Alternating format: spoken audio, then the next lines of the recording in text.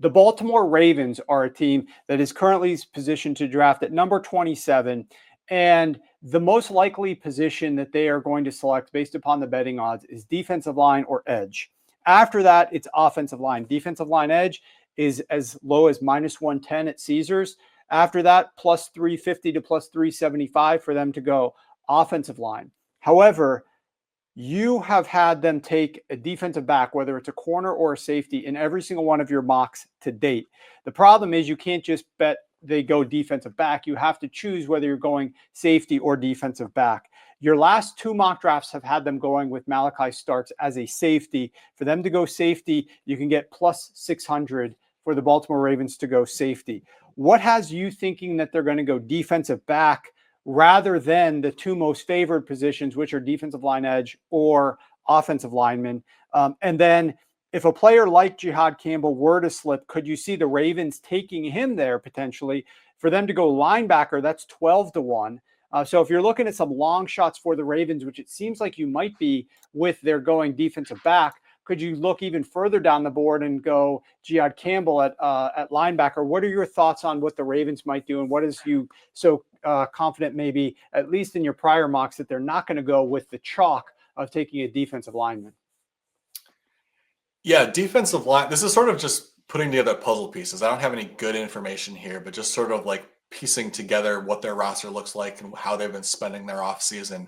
It seems like they're probably leaning towards going with a defensive back in the first round. First of all, they signed Chidobe Awuzie to a one-year deal. That's sort of an indication that they would like to address cornerback in the draft, because when you're signing someone to a one-year deal, especially when you're drafting in the back half of the first round, basically what you're saying is we don't really want to invest heavily in this position, but we got to make sure we got somebody there because we don't know how the draft is going to play out. So that's sort of like a placeholder type of addition. They've also got Darius Washington at free safety, who's in the final year of his contract. So that's two key positions where you got guys in their final year of their contract. You got the Ravens are pretty good about being one of those teams that's always looking one step ahead. They'll draft guys who don't necessarily have a path to starting right away, knowing that they definitely will in year two. They're pretty good at development. It's one of the reasons why they're so good at the draft, because they're always thinking ahead and giving guys time to develop when they need it.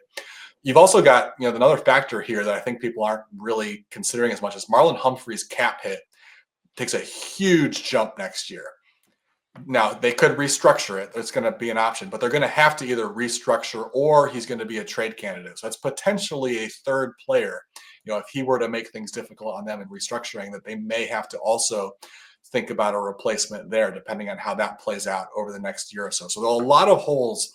If you look at the 2026 roster, a lot of question marks in the secondary. So that has led me to think that the Ravens are going cornerback in the first time. Also, paying attention to their pre-draft visits.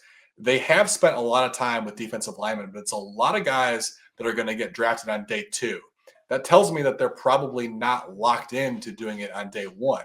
Maybe if the right guy falls, if someone were to slide unexpectedly into their lap, they'll address it. But the fact they're spending so much time with guys like Femi Oladejo, Princely Uma, Unmama Yellen, Shamar Turner from Texas A&M, Tyleik Williams from Ohio State. It's a long list of guys they spent time with. So it kind of looks like they're going to figure that out on day two, and that cornerback or safety is going to be the position that they try to address. I also wanted to mention Nick Emanwori, the safety from South Carolina. I don't know that he's going to last that long, but one of the things that I do sometimes when putting together mock drafts and sort of like putting myself in the GM shoes is I think about like if this were my rival, who do I not want them to get? And Nick Emanwori answers that question for the Ravens, because to have a versatile safety like that paired with Kyle Williams on a defense that we know they like to throw multiple looks at teams, they like to be guys they like having those guys who are interchangeable parts on defense so they can confuse quarterbacks. To have two safeties that can kind of do the same thing, just line up anywhere on defense, that would be terrifying as an opposing quarterback, the different looks that they could throw at you.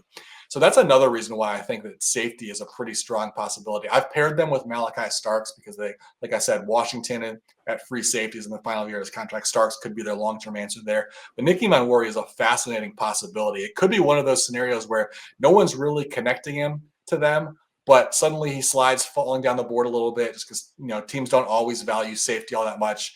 suddenly he falls into their laps, just like Kyle Hamilton did a few years ago. And we're all sitting there thinking, like, how did the league let the Ravens do this again? And those two guys pair up and are a nightmare for the league for the next 5-6 years. The Baltimore Ravens have 11 picks in this draft. Obviously, I mean, there's no real way with a team as good as theirs that they're going to be using all those. And they have the most draft capital that they've had since 2022. So they've had less draft capital to work with in the past 2 years. So even if they go and are looking for some of these other players, like you said, some of the defensive linemen, they could go safety at 27. And then instead of waiting to pick 59 in round 2 or pick 91 in round 3, package some of their other picks to move up a little bit higher into round 2 or higher into round 3 or coming back into round 2 and getting one of these other players that they might be interviewing and hosting in their top 30.